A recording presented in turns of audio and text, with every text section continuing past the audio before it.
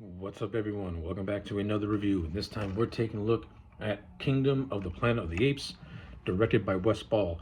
The film is the fourth installment into the Planet of the Apes reboot series, serving as the beginning of a new set of films, since this movie takes place 300 years after the death of Caesar and the events of War of the Planet of the Apes, for it follows a new character by the name of Noah, played by Owen Teague, who lives in a world where the apes have become the dominant species and the humans more or less have become relics of the past. But now this new ape, Noah, has to take on a supreme leader by the name of Proximus Caesar, who has taken the teachers of Caesar and has perverted it in his own image. So yeah, that is basically Kingdom of the Planet of the Apes. Let's talk about it. Okay, so my overall thoughts on this film are pretty much this. I didn't hate Kingdom of the Planet of the Apes. After giving it two watches, I can honestly say that this is a very, very solid entry into the reboot timeline. This movie is nowhere near on par of films like Rise, Dawn, or War, but I do appreciate it for serving as kind of a follow-up, yet trying to stand on its own two feet by establishing the grounds of a new storyline. Did the movie do it successfully? In some areas, I think it did. In other areas, I think it kind of falters a little bit.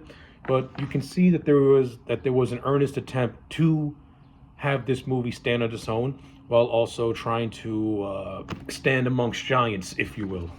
So let's just go over positives first that are going to be intertwined with the negatives as I go along. So we got a solid cast here. I got no complaints about the cast. I think Owen Teague, who plays the new character of Noah, I thought he did the best he did with the material that he was given.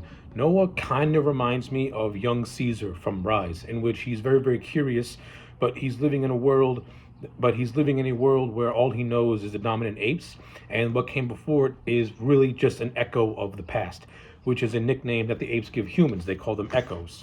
But the reason why I call Noah somewhat similar to a young Caesar is because he's heir to the throne of an ape tribe that he's a part of. So, like I said, this film takes place 300 years past the events of War of the Planet of the Apes, where the dominant ape species have divided themselves into rival tribes. You have the tribe that Noah's in, and you have the rival tribe that is ruled over by the villain Proximus Caesar, played by Kevin Durand. It's quite evident that it's quite evident from this first movie that I think the general idea they want to go into is an apes civil war. Now, that's the intent that I get by having these rival tribes, and then you have whatever human characters that are alive.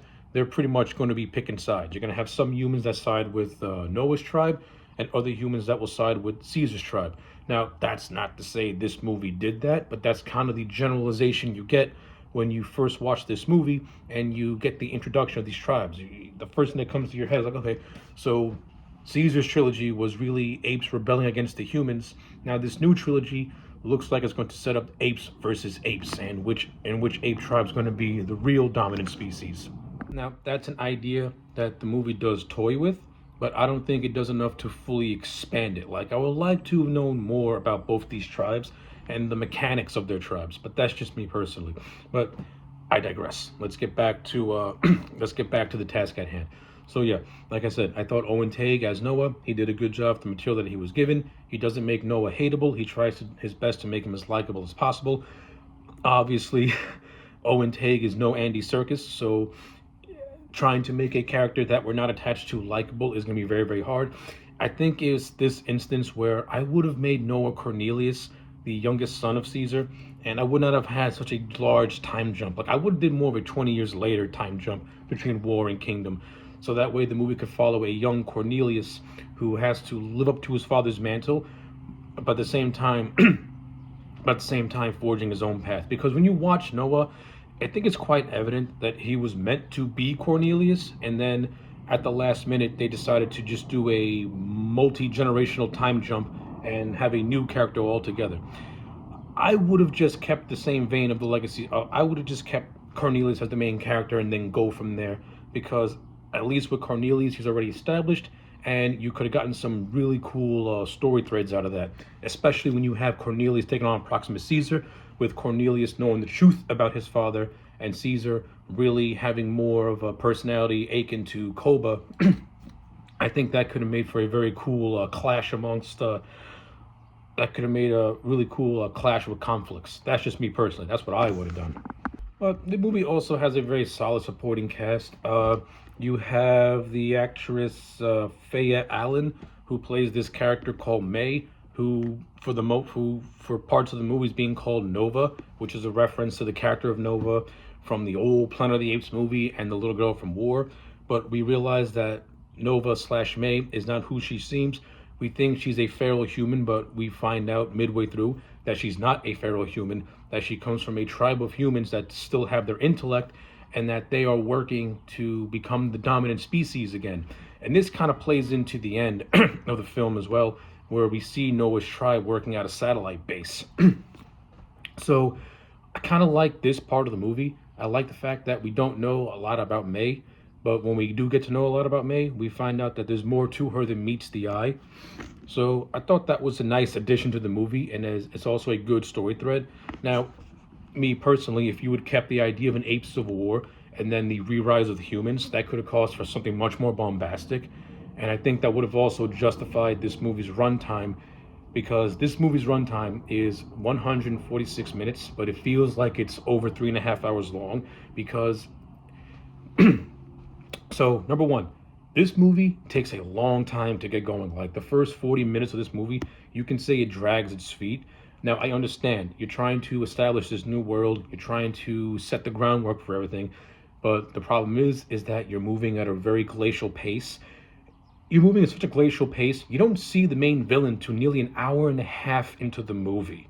You don't see Proximus Caesar into an hour and a half into the movie. Now, I understand what Westball was trying to do. He was trying to take strands from Apocalypse Now, because all throughout the movie we hear about Proximus Caesar. We hear about his personality is told through us through dialogue with the other apes. So when we finally get that big reveal, it's something grand, because now we know so much about him without actually seeing him. Francis Ford Coppola used that same technique for Colonel Kurtz in Apocalypse Now, but there's a main difference between Apocalypse Now and Kingdom of the Planet of the Apes. Apocalypse Now knew how to make Colonel Kurtz feel like this lingering threat that could pop up at any moment's time. I didn't really get that with Kingdom of the Planet of the Apes. Like this movie really did feel like it was purposefully keeping Proximus Caesar hidden for as long as it could, and I think that greatly affects the movie, because I think Proximus Caesar should have gotten more screen time so we can actually get to know him more, know his teachings more, know why he misinterpreted Caesar's teachings the way he did. Because the way Proximus interprets Caesar's teachings is basically Caesar thinks that Proximus thinks that Caesar is actually Koba, because when you actually listen to Proximus Caesar, his values match that of Koba more than Caesar. I think if we've gotten more scenes with Proximus where he's interacting with other characters, we could have gotten more insight into that. Instead, the movie kind of holds him off for so long, and I feel like we don't really get to know him for him. Everything we know about him is told through dialogue, and when we finally get to see him, it's really just action sequences and him just acting like a ruler with nothing of grave interest, to be honest with you, which is a shame, because I thought Kevin Durand, who did the work for Proximate Caesar, did a solid job. I like Kevin Durand. He's in a lot of movies that I really enjoyed. I thought he was fine in the movie, but I think he's good and underutilized all at the same time, which is a shame. And just to put a final cap on my thoughts on Proximus Caesar. Now, I already mentioned that his build and reveal is similar to that of Apocalypse Now. In War of the Planet of the Apes, which surprisingly this movie and that movie share a lot of parallels, Matt Reeves took that same, Apocalypse Now type of approach with the Woody Harrelson character. But where Matt Reeves made it different was that the first time we see the Colonel, he's murdering Caesar's wife and son. So now when Caesar goes on the hunt to find the Colonel, we already know what the Colonel's capable of, because we have that one scene of him performing a heinous action. That's something that I think Proximus Caesar is missing from this movie, is that we don't get to see him do something. And I think this movie had a missed opportunity. So this movie's what got this movie started was Noah's tribe being under attack by Caesar's tribe, which resulted in the death of his father. This scene would have had more impact if Proximus Caesar was there, performing the action of killing Noah's father. I think that would have added more depth to Noah and Proximus and would have made their rivalry have more of a personal stake. That's how I would have did it, and I think that would have benefited the movie greatly. So, but yeah, and those are basically my final thoughts on Proximus Caesar as an overall character. It's missed potential. Two other characters I want to cover before I wrap this up are the characters of Raka, played by Peter McCone, and William H. Macy's character of Trevenant. So, to make a long story short, both these characters are meant to be historians.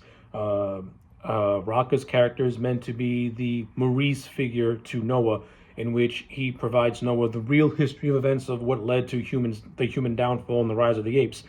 Basically, the humans were once the dominant species of Earth, but due to their own hubris, they caused their own self-destruction, and that self-destruction gave rise to the apes who gained an intelligence. But Raka also tells Noah that Caesar was not this dictator of a leader. He was actually somebody who sought for a peaceful coexistence. So this is where I mean this character had a missed opportunity, where there was a missed opportunity, was because on the flip side, you have the Macy H character that teaches human history to Proximus Caesar.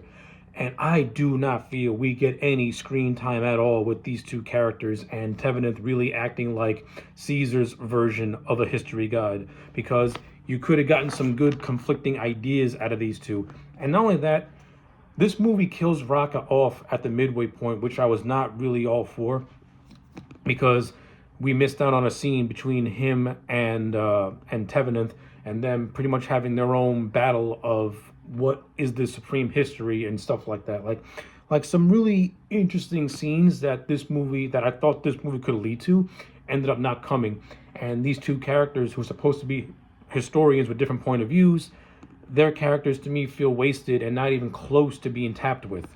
Now, I understand that Westball wanted to go for the more archetypal hero's journey approach, with Raka being the wise mentor that either lives or dies depending on how you want to write that story. He goes for the generic "let's kill off the old wise leader" as a way to beef up Noah some more, which I was not a fan of. Because like with Maurice, Caesar needed Maurice to keep him grounded, and I think Noah needed Raka to also keep him grounded, while also filling him in on more of the history of the world within that 300 years prior to this movie's events. I would have kept that alive. And with the character of Tevenant, I would have liked to know more about him, since he's one of the final humans. Now, obviously, he was born in that 300-year gap, so he hasn't lived the real world. But at the same time, he's a human that knows human history, and he's teaching this human history to Proximus Caesar.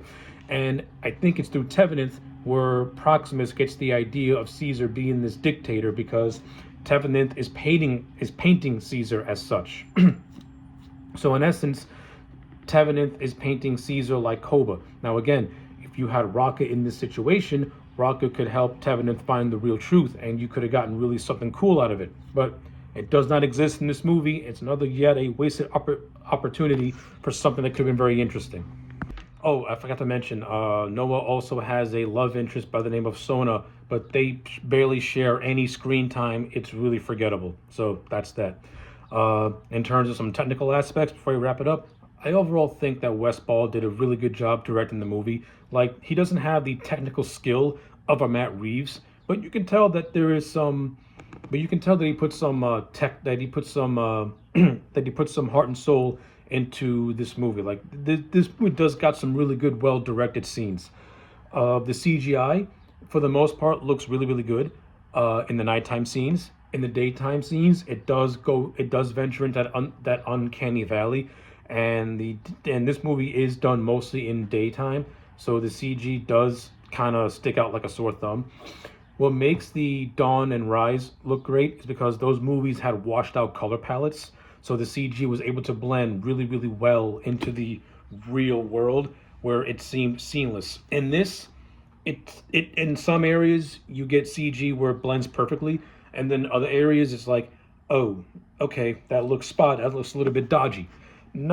Doesn't break the movie or anything like that, but yeah, you can tell that some of the CG is good and some of the CG can be better, can be a little bit better.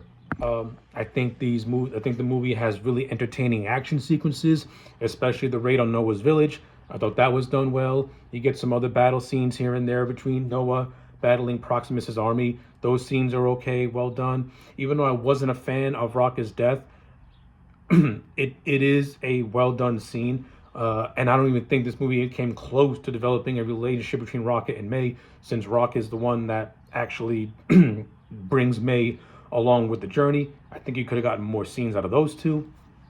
And then you got the final act, which, it's fine for what it is. It's a decent fight scene, so I'll give it that. So, yeah, all in all, those are my thoughts on Kingdom of the Planet of the Apes. Like I said, it's not a bad movie. It's solid. But when you compare it to the reboot trilogy as a whole, it's definitely the weaker entry, but not for a lack of trying, because I think this movie has good intentions, which is to take what came before it and carve out its own path and to build something else. But I'll say this, as a foundation movie for a new trilogy, it's not a bad way to start it off. It could have been better, but it also could have been a hell of a lot worse. Also, side note, I do like the opening prologue where we get to see Caesar being laid to rest by Rocket and Maurice. That was actually a nice way to open up this film. So, with all that being said, I'm going to give Kingdom a solid 6 out of 10. It's a solid movie. It's a good continuation, but, change a few things here and there, beef up a few things here and there, cut 20 minutes out of the runtime, and you would have had a much more stronger movie. To make a final comparison, Dawn of the Planet of the Apes, which is my favorite of the trilogy. That movie had a solid two-hour runtime, but Matt Reeves is such a good director, and the writing was so strong that that movie just needed 2 hours to tell a story. And there's no reason why Kingdom couldn't tell that story in 2 hours as well. That's where this movie's biggest problem is, that it's just bloated. And I'm gonna leave it at that. So yeah, those are my thoughts. Let me know yours in the comment sections down below. Like the video and subscribe, and I will check you back next time for more.